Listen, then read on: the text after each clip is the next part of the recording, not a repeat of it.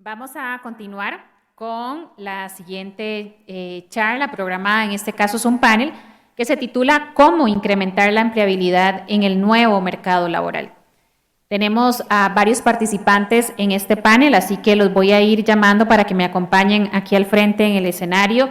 Invito a pasar al frente a la señora Marta Esquivel, ministra de Trabajo, al señor Juan Alfaro, presidente ejecutivo del Instituto Nacional de Aprendizaje, a la señora Vanessa Gibson, directora de Clima de Inversión en CINDE, y al señor Melvin Chávez, viceministro académico, quien viene en sustitución de la señora Ana Catarina Müller, ministra de Educación. Quien va a moderar este panel es el señor José Salas, quien es asesor en talento humano de la Cámara de Industrias de Costa Rica. Bienvenidos. Adelante. Por aquí tengo el micrófono del de allá.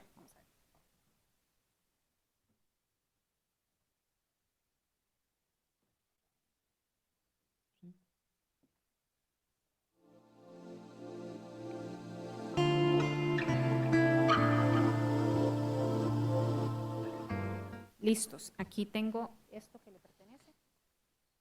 Para que pueda pasar la presentación. Bueno, muy buenos días, señoras y señores. Vamos a iniciar este conversatorio.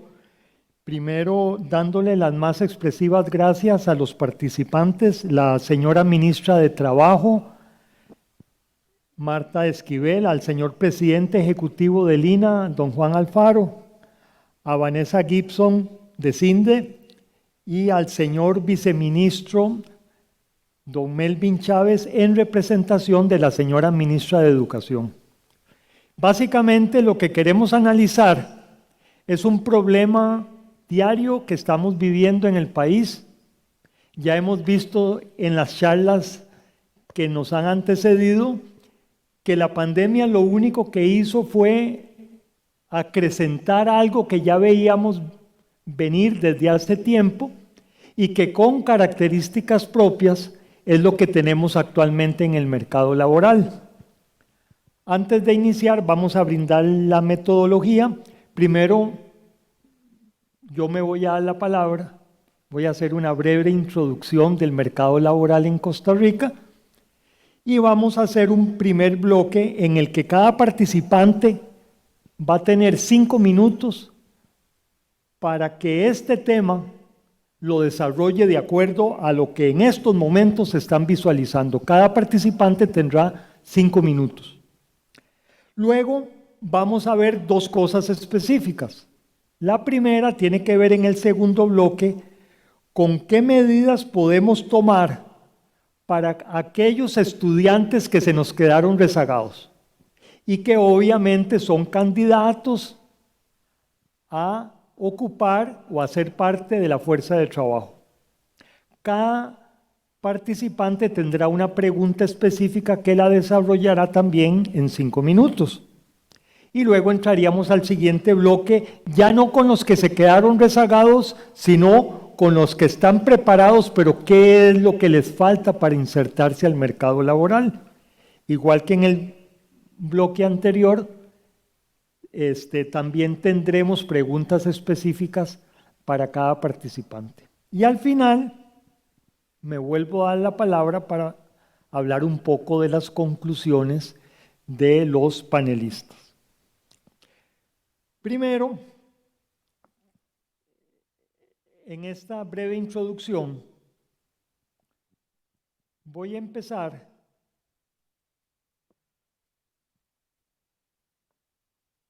con Carlos Gardel, recordándoles el tango Volver, en el que nos decían que 20 años no son nada. Y nada más queremos centrarnos en dos grupos de personas que en estos momentos van a ser vitales, que son vitales y que en el futuro van a ser los actores. En primer lugar tenemos las personas de 0 a 14 años, que según el último censo del INEC del segundo trimestre del año 2022, es la módica suma de 1.127.189. Y para aquellos con los que yo convivo a diario, siempre les digo que el grave problema de Costa Rica es que queremos que los resultados se den mañana, si no la decisión estuvo mal tomada. Sin embargo, tenemos 20 años para que ese 1.127.000 personas, desde ahora, empecemos a forjar el futuro de esas personas. Y el segundo bloque, que son aquellos entre los 45 y los 59 años,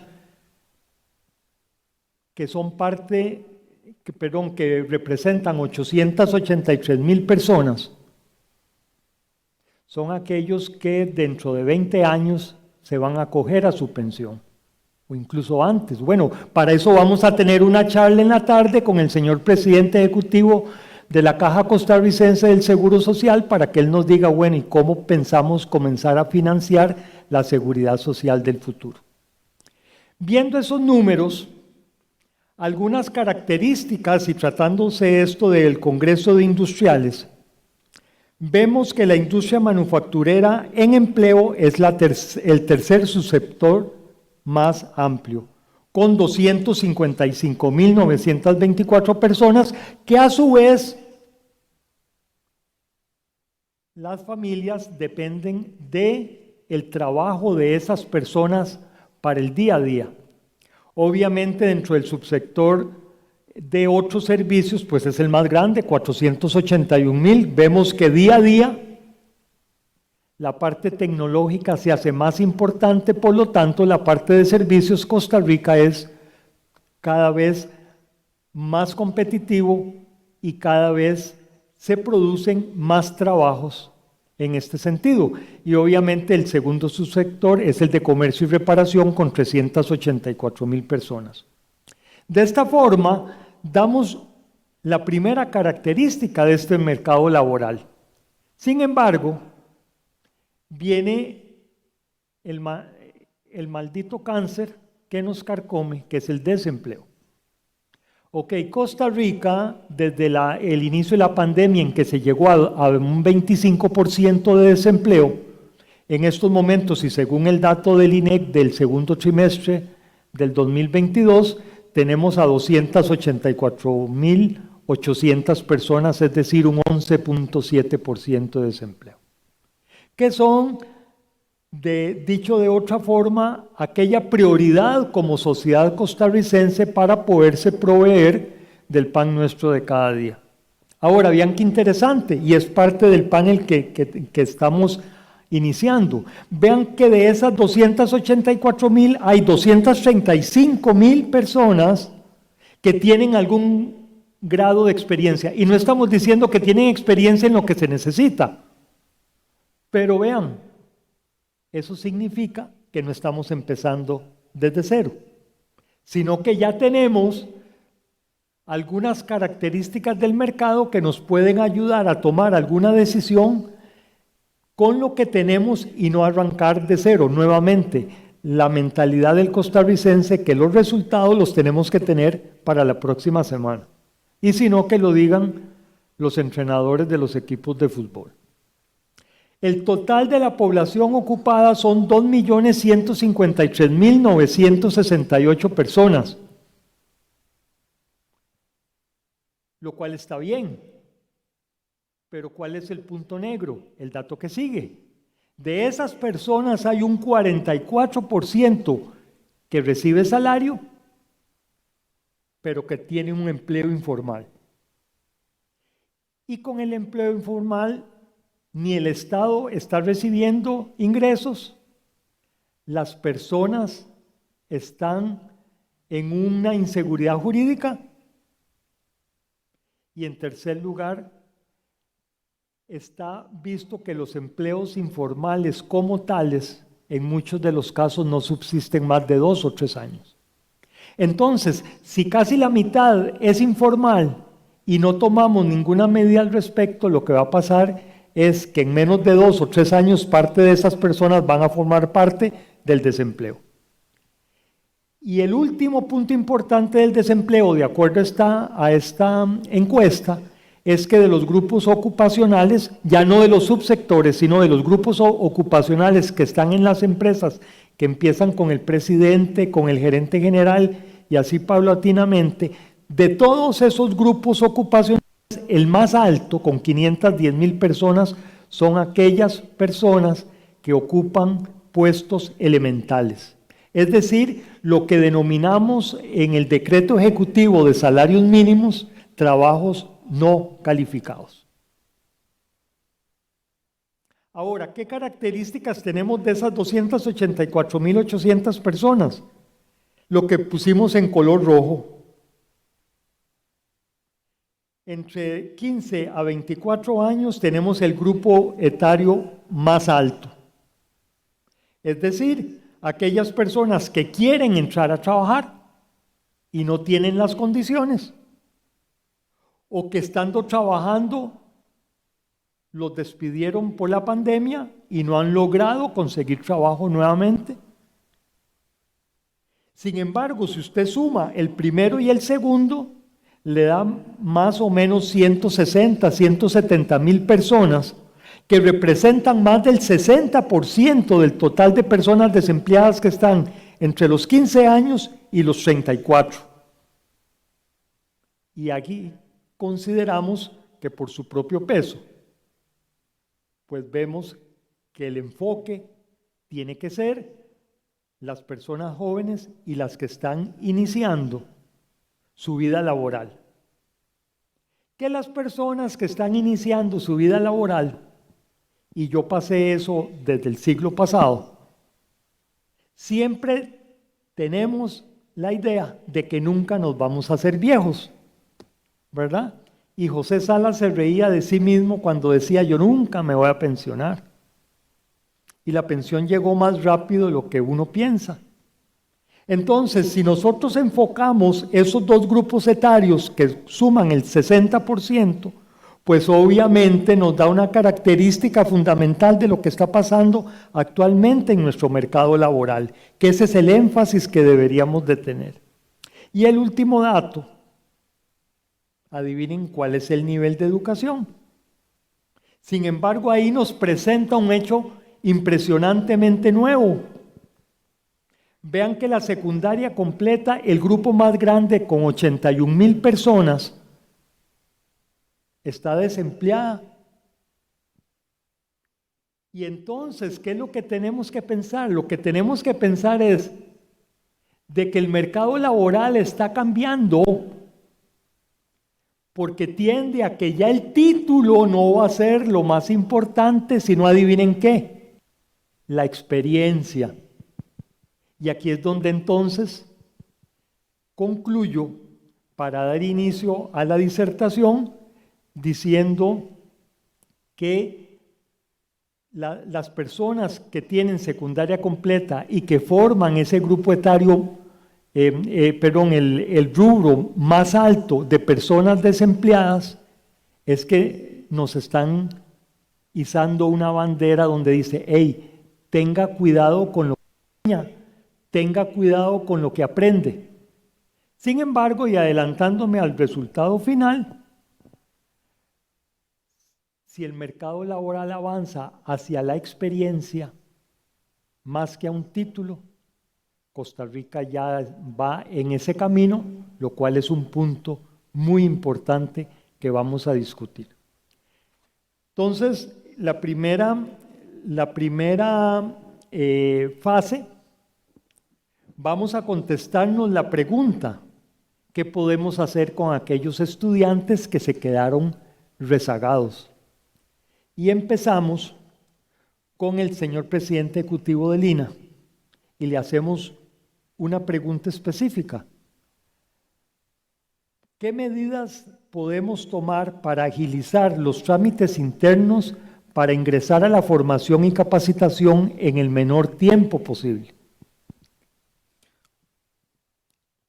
Muchas gracias, don José. Bueno, primero que todo, muy buenos días a todas y a todas las personas que participan de este importante evento y sobre todo pues a la Junta Directiva de la Cámara de Industrias de Costa Rica, por la invitación y poder participar acá el día de hoy con todas y con todos ustedes. Previo a contestar la pregunta, don José, yo quería nada más encuadrar mi manifestación con los datos. Cuando uno va a dar un discurso o cuando hay un espacio de oratoria, a uno muchas veces le dicen, enfóquese en lo emotivo, porque las personas no se acuerdan de los datos. Sin embargo, aquí no estamos dando discursos, aquí estamos hablando sobre las necesidades del país en la lógica de la toma de decisiones. Y los datos, desde hace algún tiempo, para no decirlo que es de siempre, debería ser la fuente de información más importante para tomar decisiones en temas de política pública, porque no podemos andar tomando decisiones en política pública a partir del instinto o de la emoción que tiene un tomador de decisiones, sino tenemos que basarnos en los datos. A veces son muy duros o no son tan alentadores, pero son esos los que nos tienen que guiar en esta dinámica.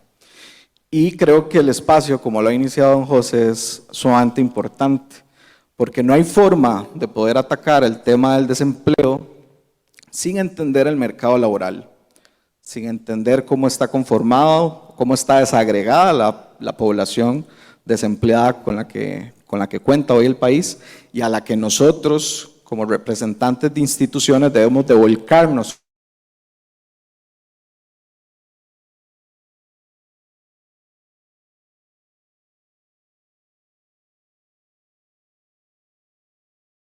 Facilitar el espacio. Y en esto yo debo decirles que uno de los primeros pasos que rápidamente ya estamos dando es volver la página web del INA, y aunque pueda resultar muy cosmético, yo no sé si ustedes se han metido alguna vez a la página web del INA, pero las personas que se dedican a vender productos por medio de sitios web saben la necesidad de que sea completamente amigable. No hay forma de que usted pueda llegar a lo que anda buscando en una página web si usted tiene un montón de espacios por donde se puede perder y donde le impide llegar a la información que usted anda necesitando.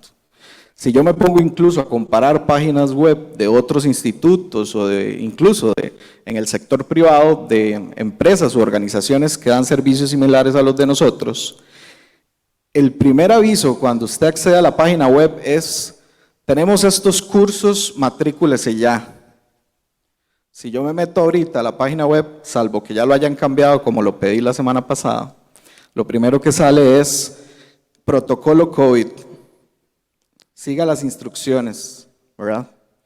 Cuando ya tenemos un poco de estar avanzando en este tema de la pandemia, lo primero que te sale es protocolo COVID.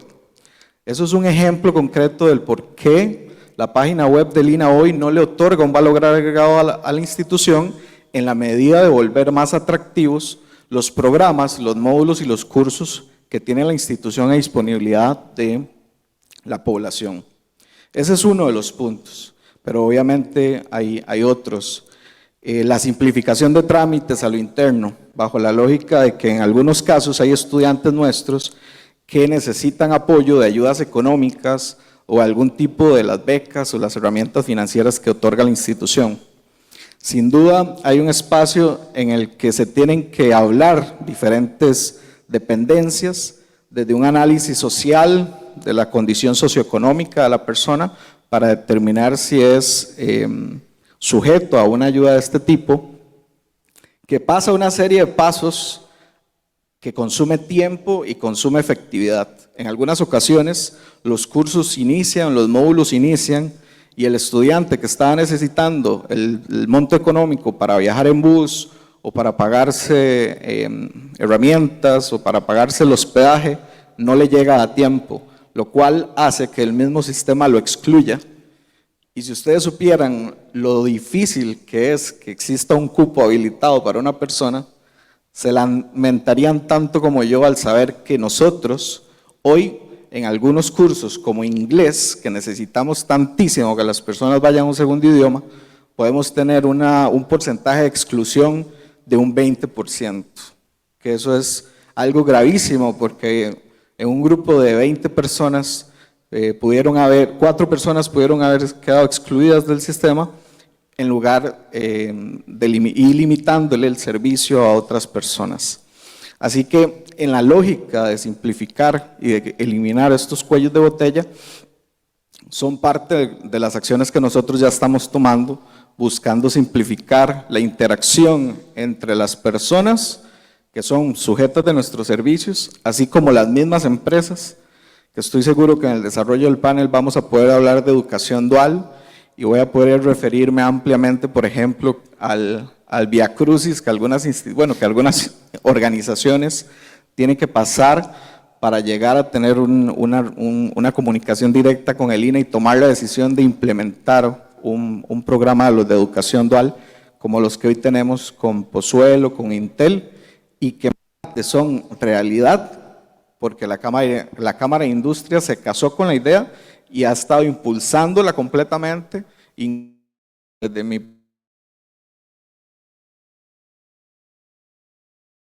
en los últimos años. Así que tal vez ahí podría mencionar rápidamente esos puntos. Muy bien, muchísimas gracias por su participación. Y ahora la siguiente pregunta es para la señora ministra de Trabajo. Con la pregunta, ¿es el programa Empleo la solución operativa para que los estudiantes en riesgo social puedan incorporarse al mercado laboral? Bueno, muy buenos días a la Cámara de Industrias, en la persona de don Enrique Egloff, un agradecimiento. Esto es responsabilidad social. Muchas gracias, Cámara de Industrias. A todos los participantes, a mis compañeros y por supuesto a don José, muchas gracias por estar acá hoy hablando de estos temas que sin lugar a dudas son fundamentales para el país que queremos y no el país que podemos, y no esperar 20 años efectivamente para dar soluciones. Vean, yo en esta pregunta debo decirles que cuando yo asumo la cartera del Ministerio de Trabajo y Seguridad Social, se lleva uno muchas sorpresas, y una de estas fue, conste, buenas y malas, no solo malas. Una de estas fue el desarrollo de este programa Empléate, del Programa Nacional de Empleo. Verdaderamente puedo decirles que descubrí experiencias maravillosas con un 90% de resultados de empleo efectivo después de concluir, que para mis efectos es fabuloso, y otros procesos que debo decirles que son un desperdicio de los recursos del erario y de la plata que todos ustedes pagan en impuestos. Cuando realicé eso, yo dije, aquí tenemos que replantear el norte. A partir de eso empezamos a trabajar de manera muy fuerte con la reactivación, le podría decir, del Sistema Nacional de Empleo, porque tenemos como estructuras jurídicas todas y hasta más, pero no las hemos hecho efectivas, no las hemos puesto a cumplir su verdadera función. El Sistema Nacional de Empleo debe ser el pensador, el cerebro del país, presentadas las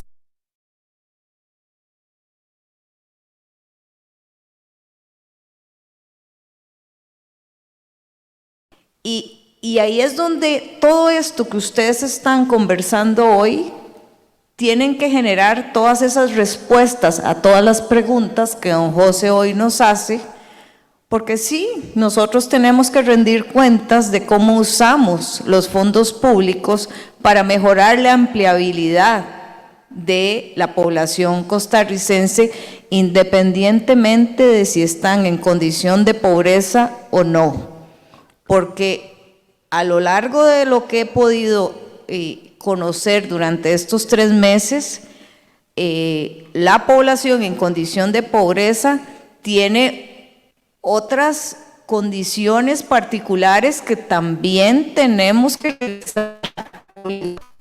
revisarlas, y es el asistencialismo que encontramos que en muchas ocasiones viene a provocar que las personas que llegan a un grado importante de empleabilidad decidan preferir quedarse en el esquema de asistencialismo que aceptar ofertas laborales. Y aquí les pongo un ejemplo.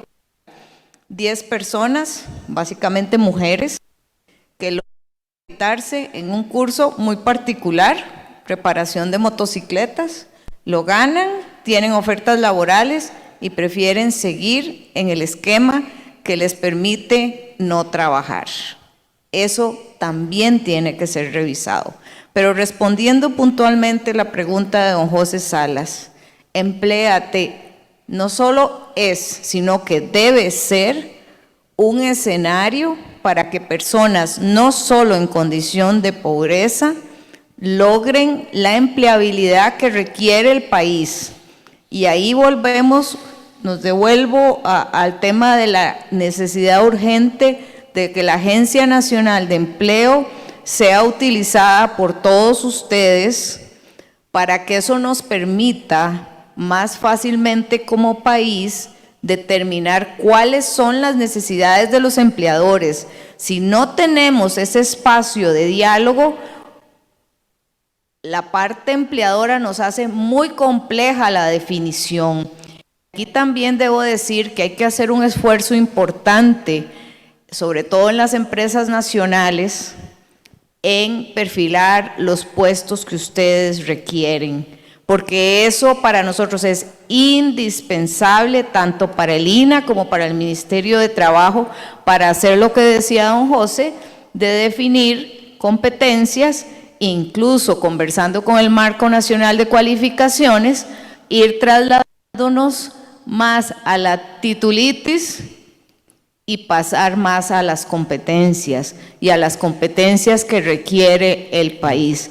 Así que en una respuesta sí o no, proyectos como Empléate son fundamentales para mejorar la empleabilidad de los costarricenses y de las costarricenses, y ahí me faltó un elemento que yo agradecería que se incorpore, la distinción hombres y mujeres, porque en el aspecto de mujeres tenemos una muy alta incidencia de desempleo y eso hay que evidenciarlo, pero también como rectora del área de trabajo, no es una pregunta, don José, pero debo decirles que vamos a tener un enfoque muy fuerte en lo que es una palabra que la han deteriorado mucho, pero que es una realidad y una necesidad, las redes de cuidado del país, no solo en materia de niños y jóvenes, sino en lo que ha sido nuestra población, nos guste o no,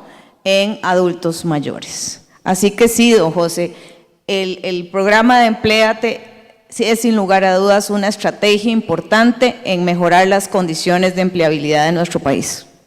Muy interesante, señora ministra, esos ejemplos que nos da de lo que se debe de hacer y de lo que se hace y tampoco se debe de hacer. Le tomamos en cuenta su enfoque del tema de género, que también es importante, y del tema de red de cuidado, que es súper importante. A continuación, nos vamos para el área de educación y le vamos a preguntar al señor viceministro, ¿cómo hacemos para que las carreras técnicas ofrecidas por el Ministerio de Educación Pública estén alineadas con el mercado laboral actual? Adelante, señor viceministro. Buenos días, estimados compañeros, don José. Un placer estar aquí en nombre de la ministra, que pide disculpas sinceras. Está un tema del FES, como ustedes conocen. Y muchas gracias a la Cámara de Industrias. Don José, la educación tiene un propósito muy noble, que es educar y cumplir los sueños de muchos niños, niñas y jóvenes. Y yo me quiero referir en ese sentido. Al ver 81.500 egresados de secundaria, prácticamente uno se pregunta cuál es la causa raíz de que no se ubiquen. Entonces eso nos hace reflexionar en el sentido de que la educación requiere una transformación educativa muy ágil, porque no tenemos mucho tiempo, ¿cierto? Y esa transformación, y aquí estoy en una Cámara de Industrias, la podemos explicar bajo un proceso, un ecosistema, diría yo, donde no solamente la educación técnica, don José, es la educación académica, que hacemos con un chico que recién se gradúa, ¿verdad? Que no sabe prácticamente cómo sobrevivir, no tiene las habilidades esenciales, que aquí tengo a la experta y que ha hecho un trabajo excepcional en habilidades esenciales para la vida. Con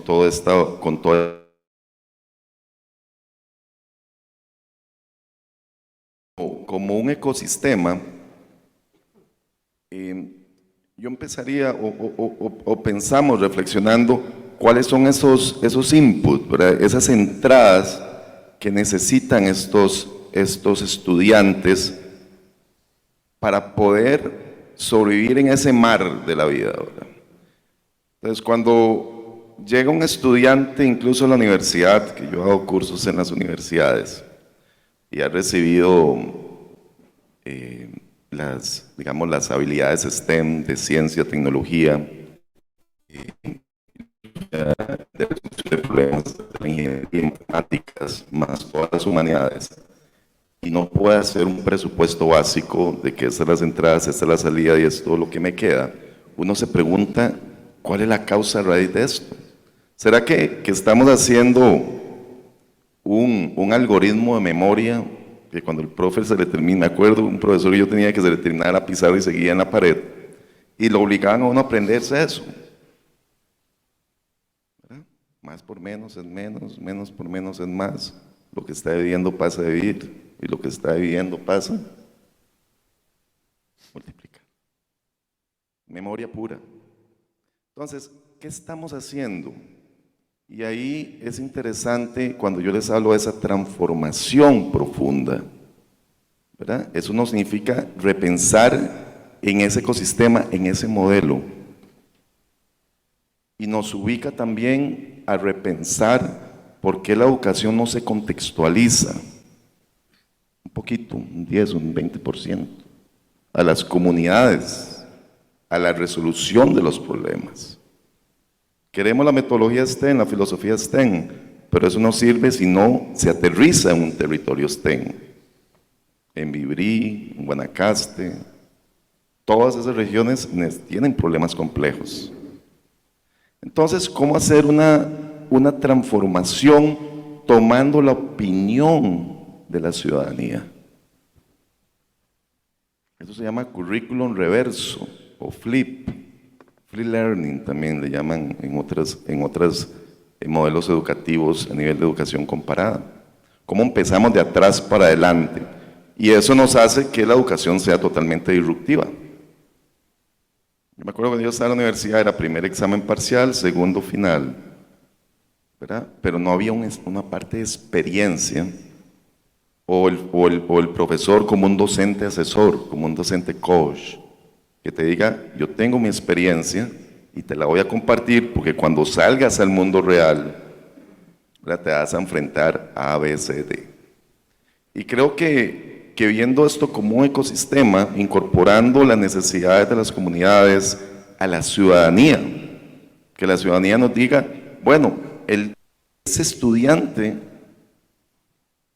necesita habilidades de emprendedurismo, necesita habilidades de resolución de problemas, de comunicación y asertividad, que ese estudiante pueda escuchar a profundidad, que nos cuesta tanto a veces, que tenga la capacidad de indagación, de preguntar, preguntas socráticas para empezar a entender, que sepa empatizar y finalmente tome decisiones asertivas.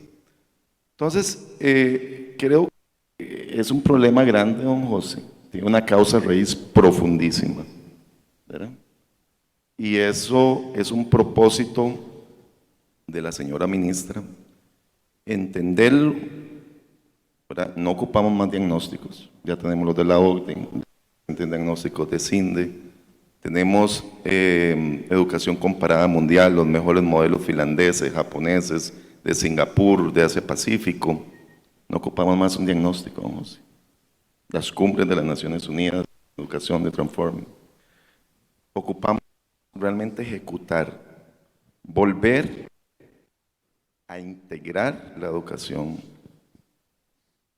En algún momento la historia se fragmentó, pero yo me acuerdo cuando yo estudiaba, se estudiaba todo integrado, era maravilloso. Si estudiábamos piedras, veíamos la geometría, veíamos los pesos, la matemática, cuánto duraba la piedra en caer, las teorías, la termodinámica, y ahora todo eso se fragmentó.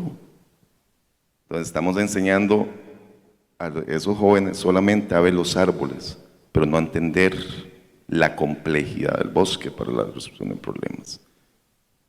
Acciones concretas a su pregunta, José.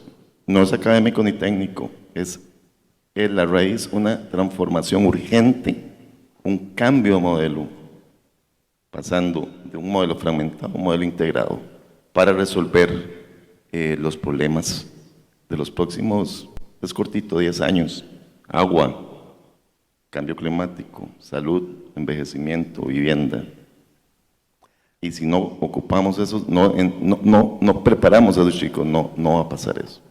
Gracias, don José.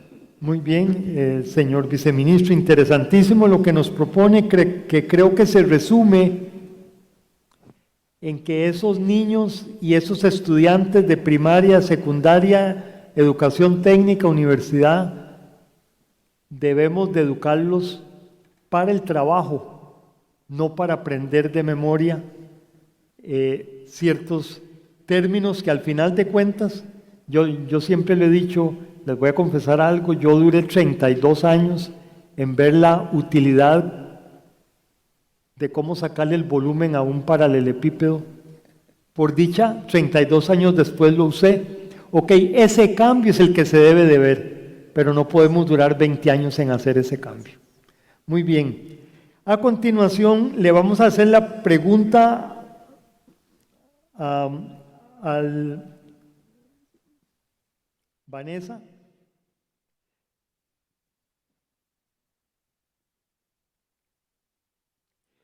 ¿Qué medidas deberíamos de tomar para el desarrollo de habilidades especializadas como complemento a las carreras ya existentes en todo el territorio nacional? Es decir, ¿cómo podemos enfocar esa relación academia, sector empresarial, para enseñarle a estos jóvenes y a esos trabajadores desempleados qué es lo que necesita el mercado? Adelante. Bueno, muy buenos días y un saludo a todos, especialmente a don Enrique, a la Junta Directiva de la Cámara. Muchas gracias por invitarnos y a mis compañeros de panel. Creo que es importante resaltar que en este momento particular, en el cual tenemos una confluencia de generaciones, los que están saliendo del sistema, los que ingresan a programas como Empléate, Alina y demás, el hecho de que hay una asimetría significativa de información.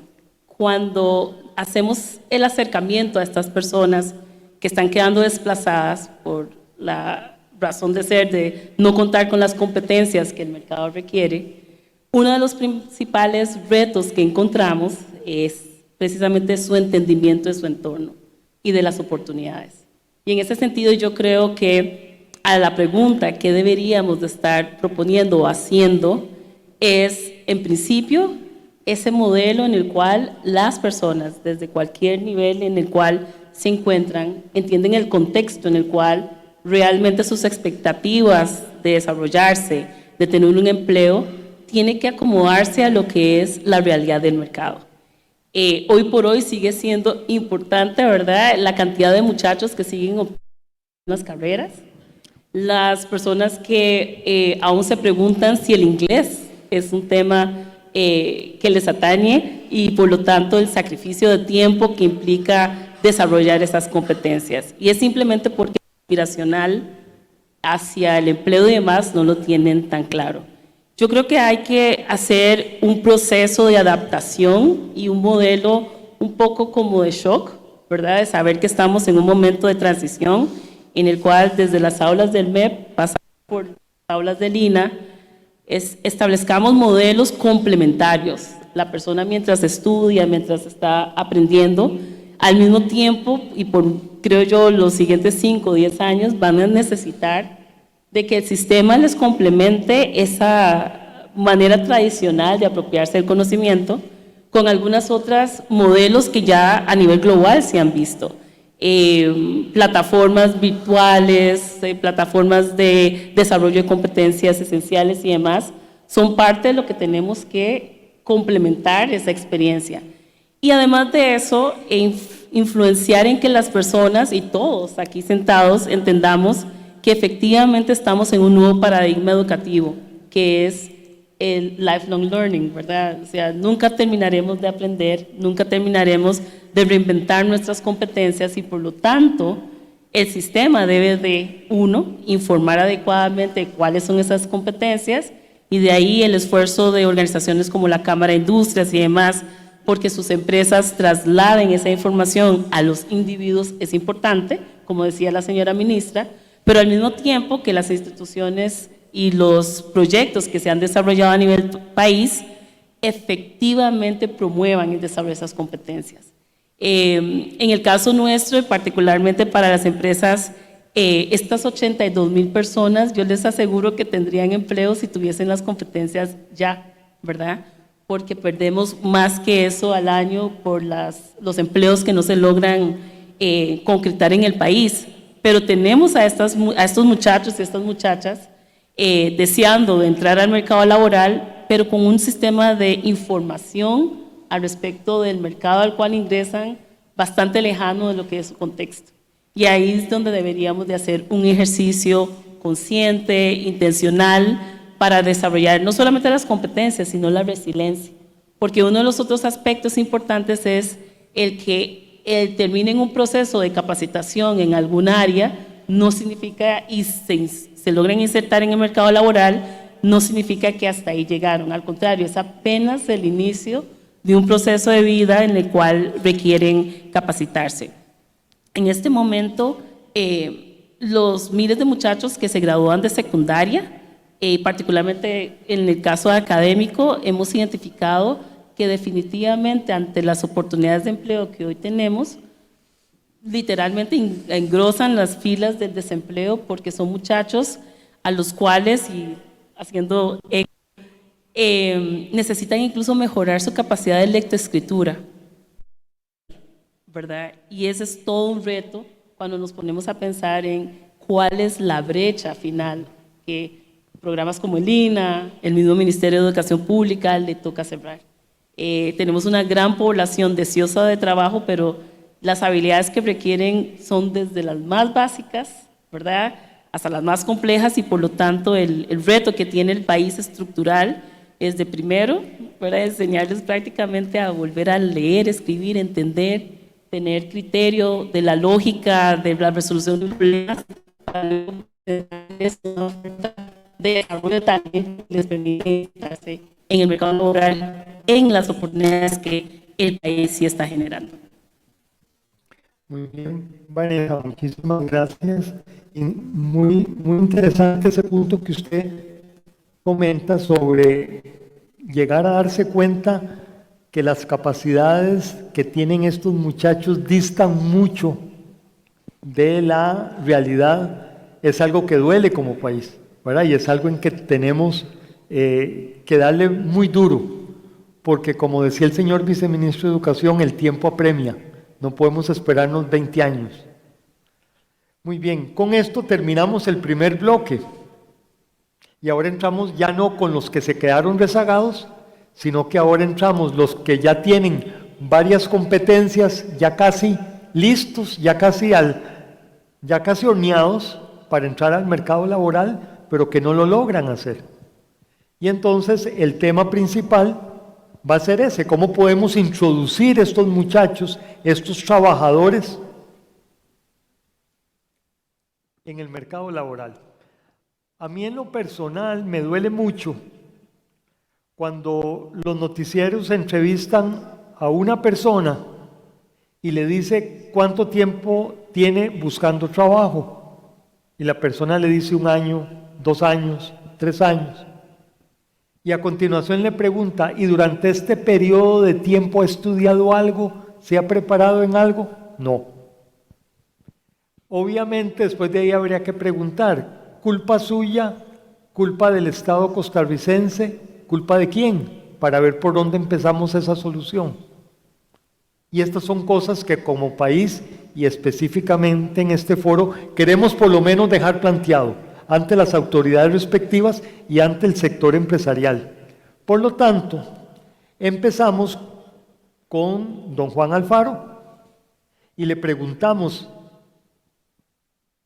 ¿cómo visualiza usted como presidente ejecutivo del INA que la implementación de la educación dual sea un motor para la capacitación en el menor tiempo posible para el mundo del trabajo? Gracias, José. Vamos a ver, yo tengo un problema, es que usted cuando hace el encuadre me deja un tema ahí picando y yo como buen delantero que era tengo que rematar a gol. Estamos hablando acá de datos, porque los estoy viendo acá al frente. La ministra acaba de hacer una introducción y ha hablado del Sistema Nacional de Empleo.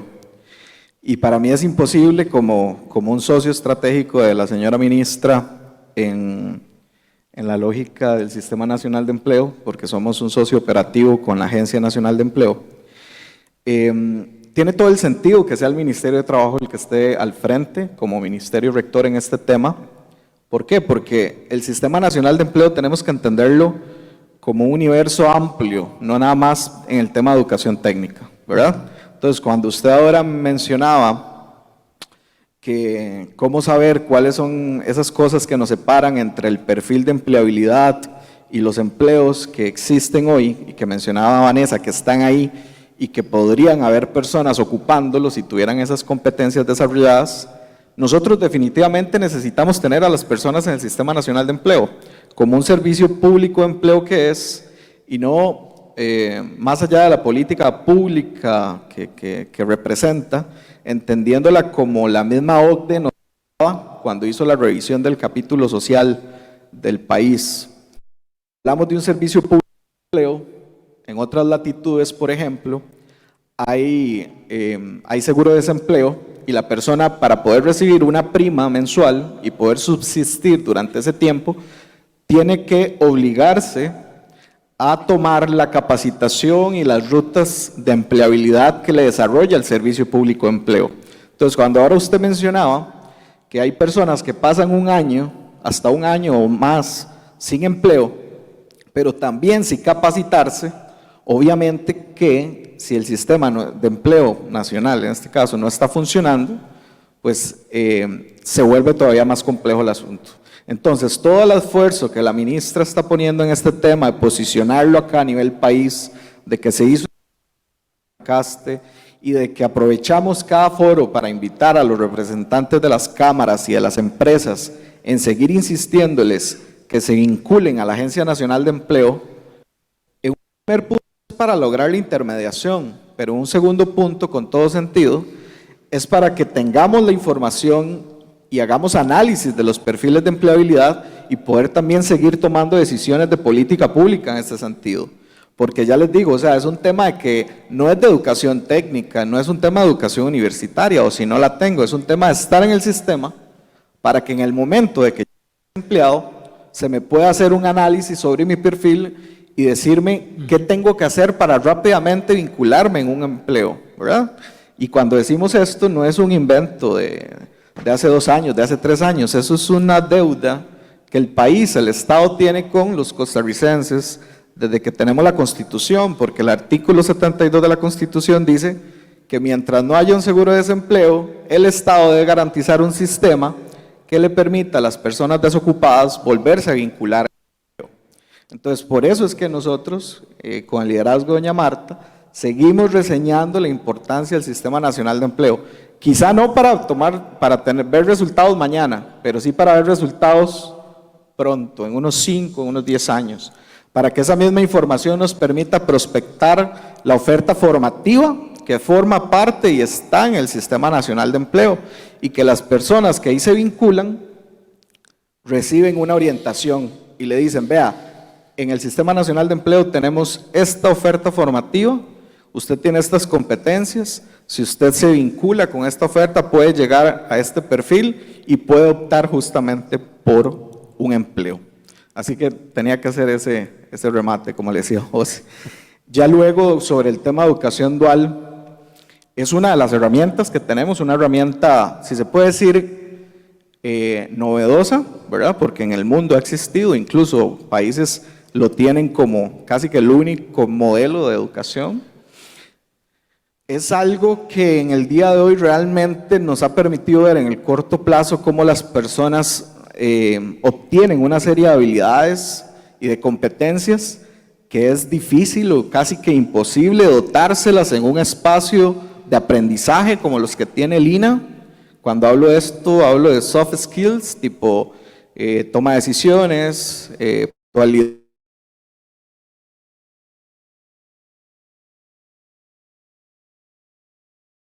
Eso es muy complejo enseñarlo en las aulas, eso se enseña en el día, en los espacios reales de trabajo.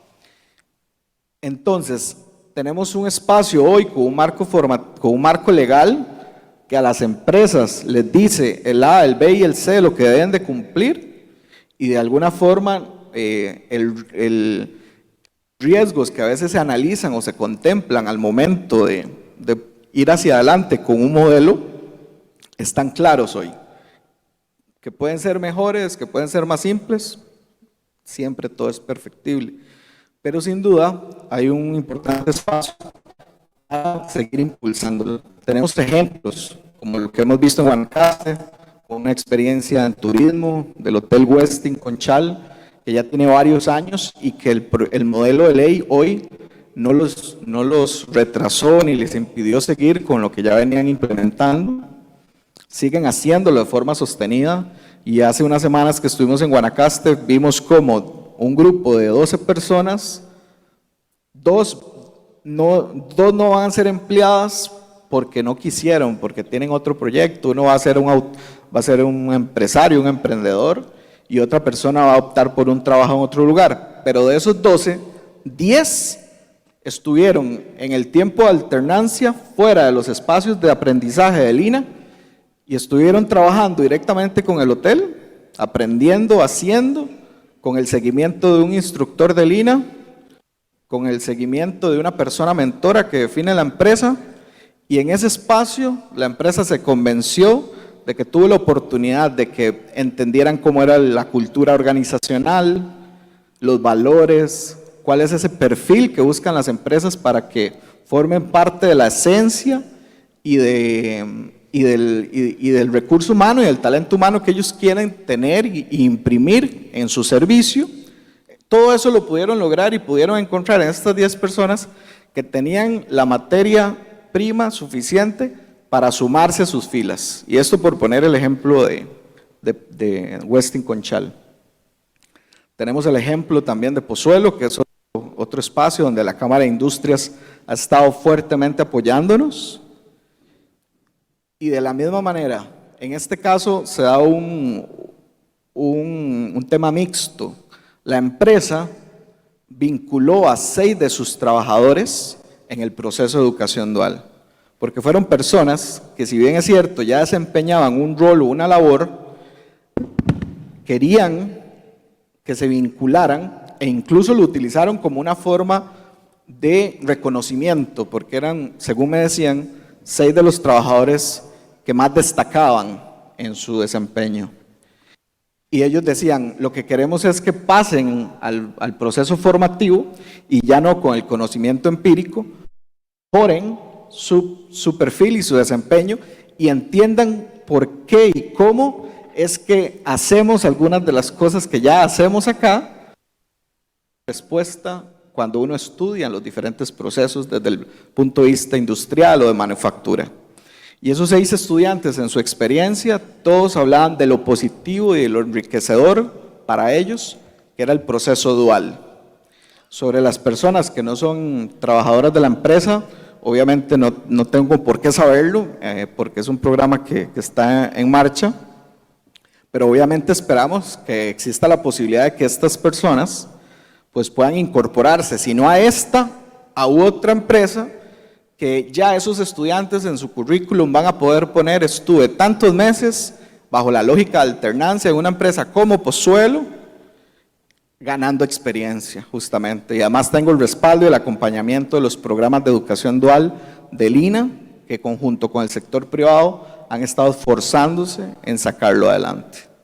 Y con el tema de Intel exactamente igual, la oportunidad de que una institución pública se ponga al nivel, si se quiere en algunos casos, porque no les voy a contar, digamos, los pecadillos, ¿verdad?, de las cosas un poquito más complejas, ¿verdad?, que hemos tenido que sortear, pero estar en la reunión con doña Ileana Rojas y con Timothy, el equipo de Intel, y decirnos que en cierta medida sintieron que el INA fue un partner, fue un socio que estuvo ahí tomando decisiones junto con ellos y llevando a cabo este proceso, es un motivo de orgullo para todos y todas nosotros. Y el punto ahora es, ¿cómo si Intel, cómo si Pozuelo, cómo si Westin pueden? ¿Por qué no estamos impactando este modelo masivamente en todo el país? Y aquí hay algunas respuestas y hay otras preguntas también. Sabemos que el turismo es un espacio donde este modelo educativo es fértil completamente, pero el turismo, como muchos otros sectores en el proceso de pandemia, sufrieron económicamente. Y tal y como quedó la ley, las empresas que se consideran grandes, que no forman parte del parque PYME, deben de pagar un aporte que va al Fondo Nacional de Becas para Sistema de Educación Dual. Becas que pueden ser para estudiantes INA, pueden ser para estudiantes de Educación Dual del MEP, o incluso podrían ser para estudiantes de centros privados que den educación dual. Ese monto de 124,000 y un poco más de colones, algunas empresas han sentido que es un monto un poco alto o fuerte, o que por el tema de la pandemia no han tenido la capacidad de hacerlo. Más allá de ese monto, yo invitaría muchísimo, y así me lo ha hecho saber incluso el gerente de mostrarle las bondades del sistema. Estamos hablando de que en otros países la educación dual queda se entiende como una situación de relación laboral. En Costa Rica, como bien me ha explicado don Enrique, que estuvo en el proceso de formulación de la ley y en la lucha para que esto fuera una realidad, bueno, en Costa Rica había que tropicalizarlo y había que también adaptarlo a nuestra realidad, a nuestro día a día, a lo que teníamos hoy como una respuesta. Y lo cierto es que hoy pues es una relación civil durante los meses que perdura.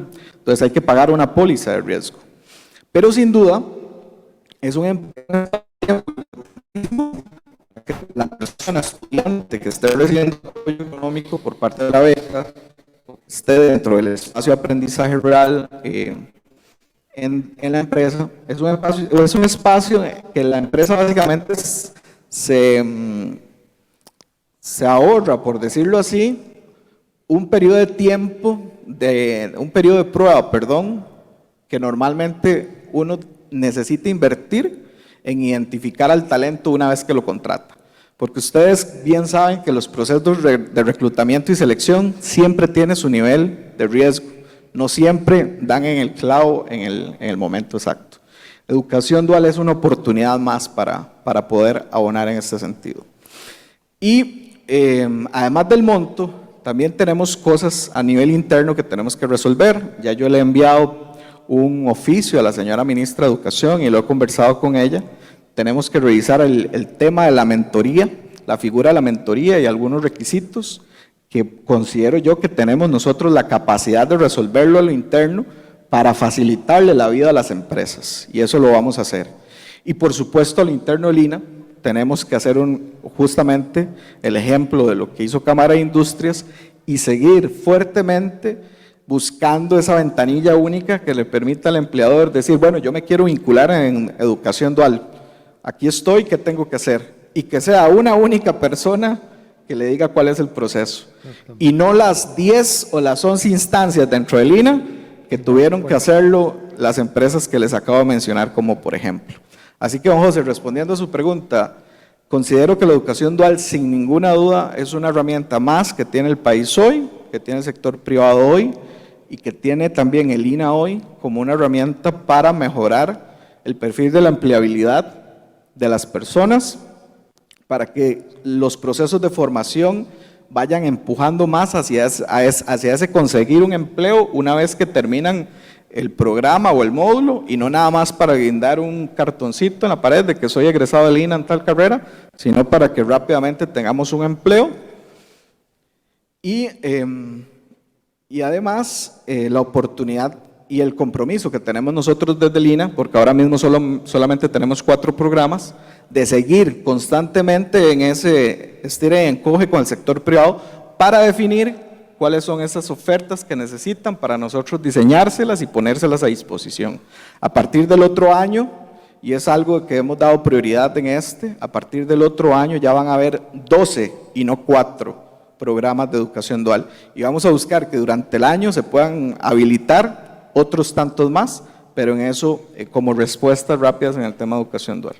Muy bien, muchísimas gracias a don Juan Alfaro, el presidente ejecutivo del INA. Esto se traduce en que cuesta empezar, ha costado empezar, pero tenemos que ir con pasos firmes hacia lograr el objetivo. Ahora le preguntaríamos al señor viceministro de Educación si el grupo etario con mayor índice de desempleo, como lo vimos, son los jóvenes entre 15 y 24 años, ¿cómo hacemos para que el factor tecnológico y el factor de conectividad no sean trabas en la capacitación de los estudiantes? Gracias, José. Muchísimas gracias. Tenía un profesor que me decía, Melvin, hay que sorprender con la... El profe era muy creativo. Es con el aprendizaje. Y si tenemos como visión, y siguiendo la línea de mi compañero sobre educación dual, la educación dual sorprende, porque trasciende. Cuando ubicas en el contexto real,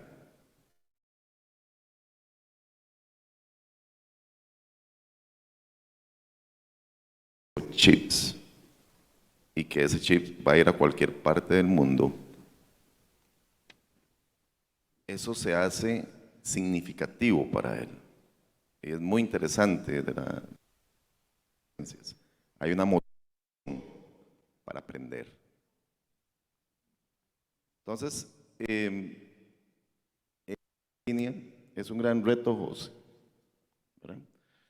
Vamos a trabajar muchísimo la red de educación para que esa red de educación no se focalice en la conectividad, porque la conectividad de la línea que puede vivir en Limón, en la conectividad, lo podemos hacer con un trabajo de todos los sectores, multisectoriales, fuerzas. Sin embargo, la visión del Ministerio de Educación es qué hacer con esa conectividad, ir más allá de la conectividad. Puedo tener todos los colegios de Costa Rica conectados, pero ¿qué hacemos, José y compañeros? Hay que pensar en la hiperconectividad. Y ahora sí, ¿verdad? Yo he tenido la bendición de cuando salió la internet, y recuerdo, José, que uno le daba un clip y era un cucarachero de eso. ¿Se acuerdan? Algunos de ustedes, cuando uno se conectaba a internet, que hace 28 años más o menos, ¿verdad? Estaba trabajando en un organismo internacional. Y ahora tengo la gran oportunidad de ver el Internet saltando al metaverso educativo. Y eso es sorprender con el aprendizaje. Cuando ayer me hicieron una demostración de realidad virtual, donde unos niños se trasladaban al interior del cuerpo humano y se metían en una vena a entender los glóbulos rojos, blancos, y se trasladaban al cerebro y veían las neuronas. Yo pensé, ¿por qué los chicos de Viviri no pueden hacer eso? Si tienen conectividad. ¿Y cómo teletransportarnos a un museo en Viena, en Francia, sin tener que montar a 30 chicos en un avión y trasladarlos a Venecia a una clase de arte y caminar con el profesor enseñándoles una clase de arte? Entonces aquí el tema no es la conectividad, José. El tema es qué hacer con eso. Y si tenemos conectividad podemos saltar a ese otro mundo de oportunidades. Esto del metaverso educativo me fascinó porque nos abre una oportunidad enorme, no solamente al metaverso a nivel de negocios y empresas, y de las simulaciones que podemos montar en un proceso, no sé, de seguridad ocupacional o en una zona franca a nivel de dispositivos médicos, donde ese grupo de 81.500 estudiantes pueden capacitarse a través de plataformas disruptivas. Y es que estamos pasando de una plataforma 2D a través de un monitor a una plataforma 3D. Y es un tema que me fascina. Porque si logramos vincular realidad virtual y la realidad aumentada, una realidad mixta, nosotros despegamos. Creo que Microsoft decía que se ocupaban como 10 millones de ciberseguristas para todo el mundo, desde técnicos hasta masters. Costa Rica se puede convertir en un exportador de ese conocimiento a través de la educación dual, a través de la educación académica y técnica. Si tenemos buena conectividad, podemos hacer lo que queramos. Nos podemos vincular con el mundo, don José, y seguir sorprendiendo con el aprendizaje, como decía mi profesor Barrena. Muchas gracias. Muy bien, muchísimas gracias, señor viceministro. Nos queda bien claro que el problema principal no es la falta de conectividad, sino qué hacer con esa conectividad. Ahora, como hemos estado hablando de la Dirección Nacional de Empleo, que la mencionó don Juan Alfaro, le queremos preguntar a la señora ministra de Trabajo, ¿cómo trabajamos como sector con la Dirección Nacional de Empleo para que esa inserción laboral de las personas se dé de una forma más eficaz? Bueno, muchas gracias. ¿Puedo contestar en 1 minuto o en 20? Realmente la respuesta medular es, creo que la participación en el Sistema Nacional de Empleo de las representaciones de empleadores son fundamentales para que nos ayuden a identificar hacia dónde debe moverse el país. Aquí podemos ser muy soñadores y decir, nos gustaría que todos estudiaran aeroespacial, pero no. Nosotros tenemos que enfilarnos según las necesidades de los empleadores y eso cambia facilísimo, ¿verdad? O sea, hablamos del turismo, sí, Costa Rica ahorita tiene una amplia gama de servicios turísticos, pero el turismo también es muy sensible, ¿verdad? Entonces, hoy el turismo sin lugar a dudas es nuestra apuesta, hoy insumos médicos es nuestra apuesta, pero esa conversación temporal y no larga, sino cada mes, en todos esos espacios tripartitos o bilaterales que tenemos con los empleadores, con el mismo CINDE que nos sirve a nosotros como un termómetro de las necesidades actuales y futuras que tendrá el país. Esa conversación fluida, efectiva y transparente entre empleadores y el sector público es la clave, más que una dirección de empleo, de una dirección clara como estado de las necesidades que tenemos que apuntar en el cumplimiento que decía don Juan Alfaro, de esa obligación hasta constitucional que tiene el Estado de darle las herramientas a los ciudadanos de formación para poder adquirir un trabajo. Yo antes que eso sí me gustaría compartir con ustedes, don José, si usted me lo permite, Adelante. algunos cambios que hemos visto son indispensables dentro del programa de Empléate.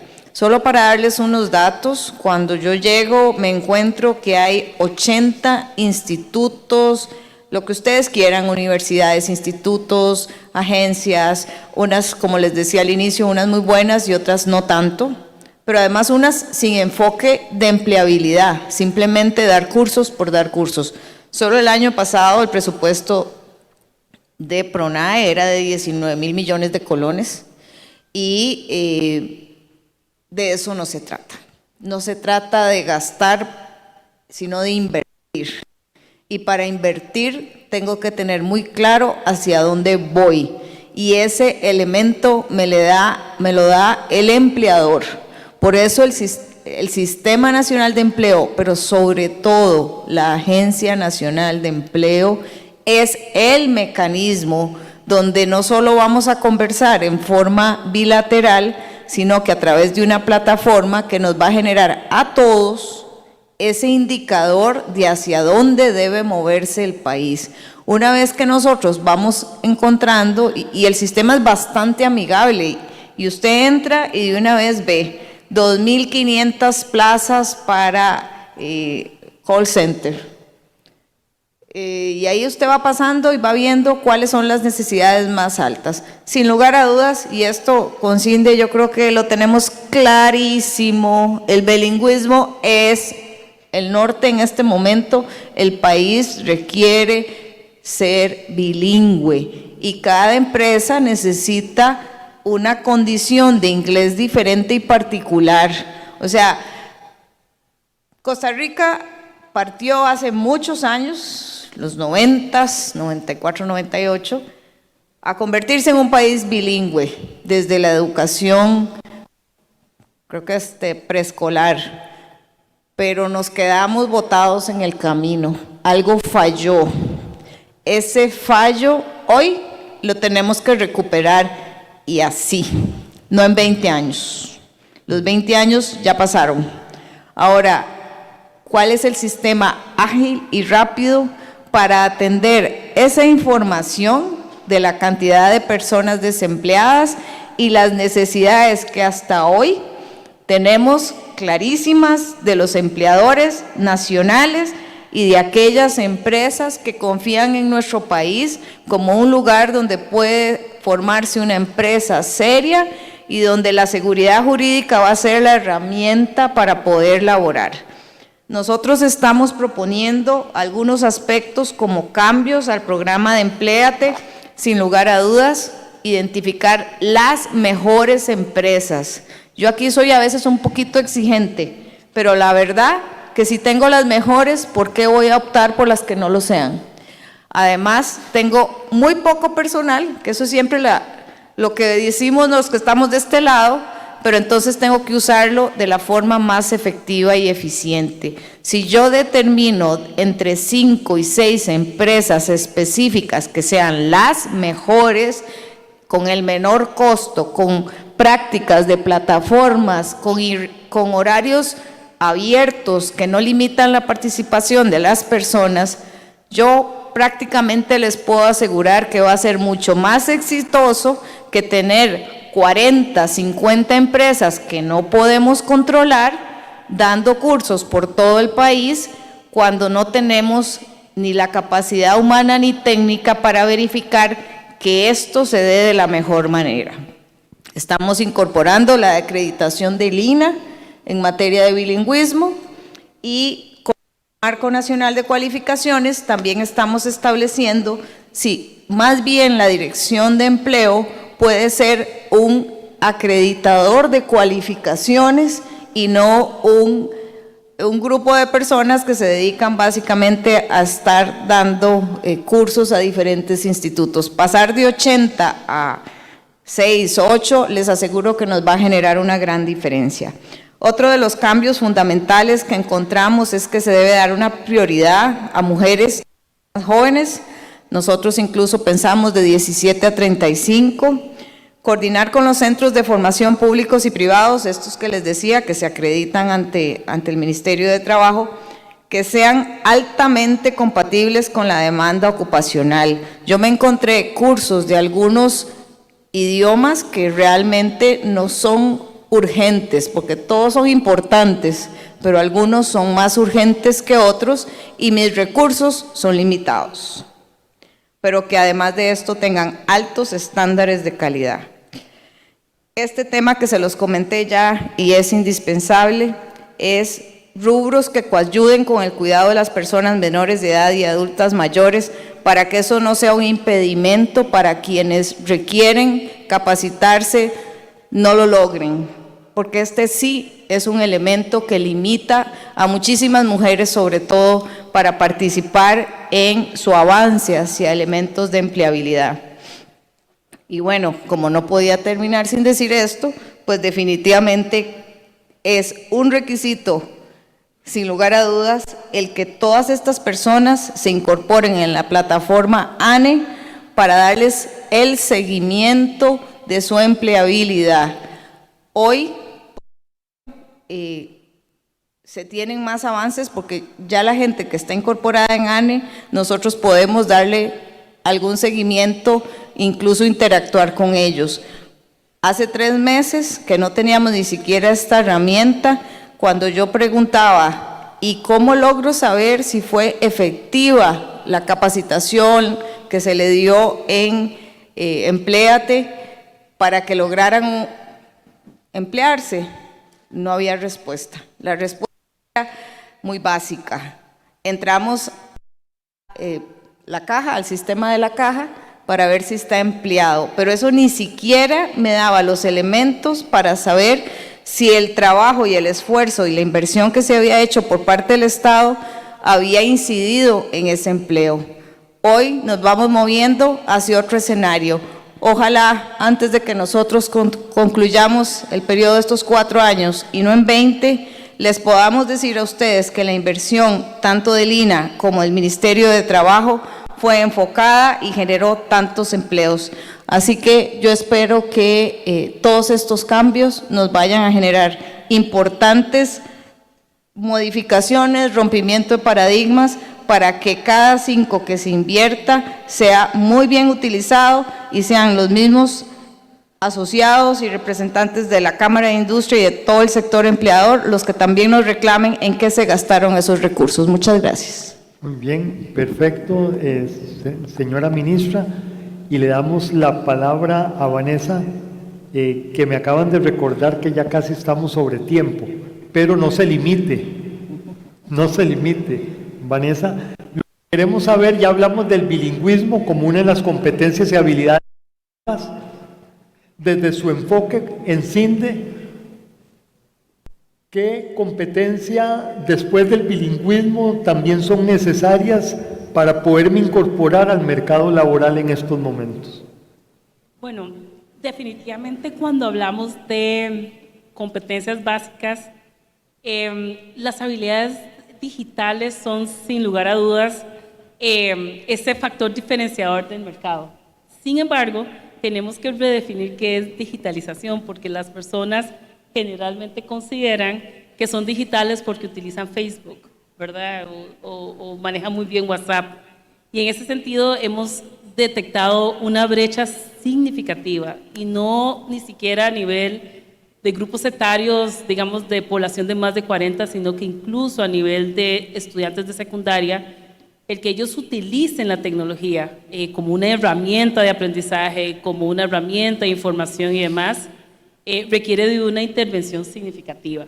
Nosotros hemos hecho varios proyectos en conjunto con el Ministerio de Educación Pública. Particularmente tuvimos la experiencia de entregar más de 4,000 licencias para que durante la pandemia los chicos de colegios técnicos pudiesen no ver impactado su posibilidad de graduación ante la necesidad de hacer su práctica y en ese momento no teniendo empresas para hacer la práctica, pues les dimos licencias para que se aprovechara el espacio de esas 8 semanas para que mejoraran sus competencias y realmente de las 8 semanas la mitad lo tuvimos que dedicar a devolvernos a que ellos entendieran cuál es el adecuado uso del Internet, de las herramientas que tenían en sus manos, que son licencias, de la experiencia, digamos, real de trabajar y de estudiar en una plataforma virtual.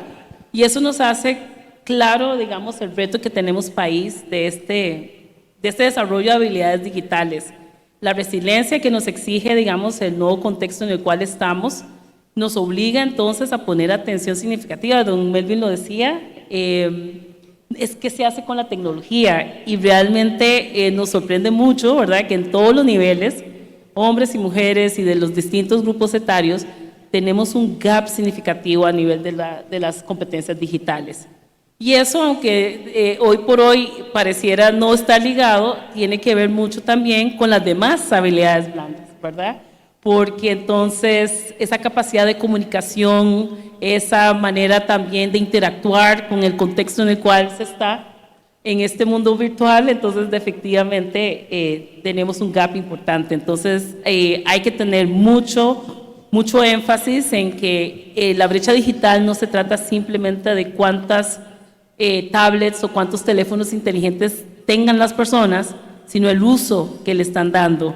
Y en el caso de habilidades nuevamente enfocadas a la lógica, al pensamiento crítico y demás, pensar en una intervención, ¿verdad? Porque necesitamos todos, y por todos digo realmente todos, desde primaria hasta la población que está ya en el mercado, tomar conciencia de que el upskilling y el reskilling, el cual todos tenemos que ser partes, requiere que también nosotros nos reinventemos nuevamente en este mundo en el cual las plataformas y la virtualidad nos traen nuevos retos.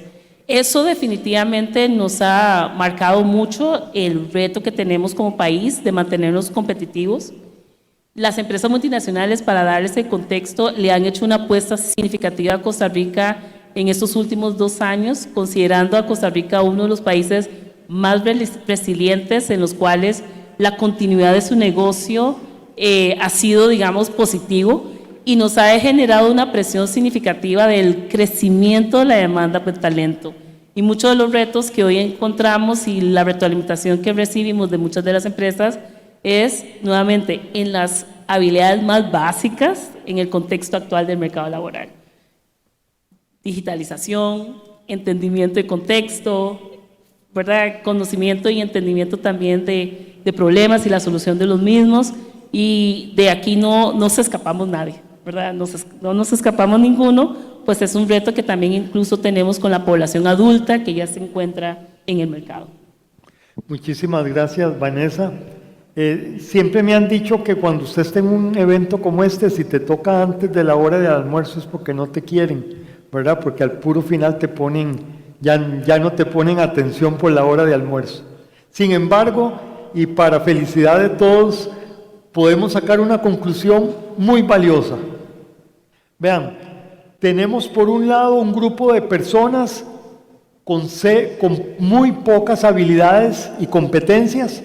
Tenemos por el otro lado un sistema académico y técnico, y por el otro lado tenemos los empleadores, que son los que al final de cuentas emplean a estas personas. ¿Qué es lo que se requiere como país? Y aquí no son unos más que otros, sino que es una coordinación. Es este mapeo, coordinarlo para poder darle a aquellas personas con problemas de competencias y habilidades las que necesita el mercado. Y ahí sacamos a relucir que la educación dual va en esa dirección.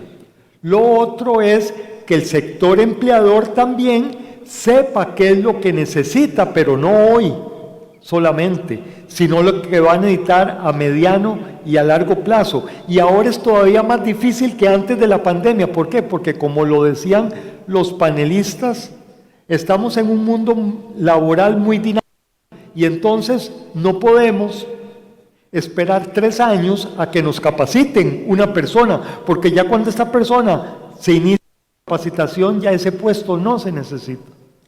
Y volverle a recordar al sector empleador lo de la plataforma del Ministerio del Trabajo, ANE.cr, que aquí nos pretende dar una visión de dónde están colocadas esas competencias y habilidades, a dónde están estas necesidades estratégicas, pero sobre todo esa persona que lo accesa, qué es lo que le hace falta para incorporarse al mercado laboral. Yo creo que si trabajamos en este sentido en forma conjunta, como lo han expresado los señores y señoras panelistas, podemos sacar adelante ese 1.187.000 personas que dentro de menos de 20 años van a estar ya en el mercado laboral. Pero cuidado, que tal vez lo que estamos diciendo en estos momentos ya dentro de 5 años ya no sea necesario. Pero si no lo hacemos, y con esto termino, me llegó mucho la frase con que Rebecca Grispan terminó su disertación. El mediano y el largo plazo, el corto y el largo plazo empiezan el mismo día. Así que debemos de continuar con esta coordinación y vemos que todos somos tan importantes como los de la contraparte para poder sacar este país adelante. Les agradecemos su atención a la señora y a su participación a la señora ministra de Trabajo, al señor presidente ejecutivo del INA, a la gerente de inversión de CINDE, disculpe, Vanessa, disculpe, y al señor viceministro de Educación por su participación y a ustedes por los 7 minutos que le robamos de su almuerzo. Muchas gracias.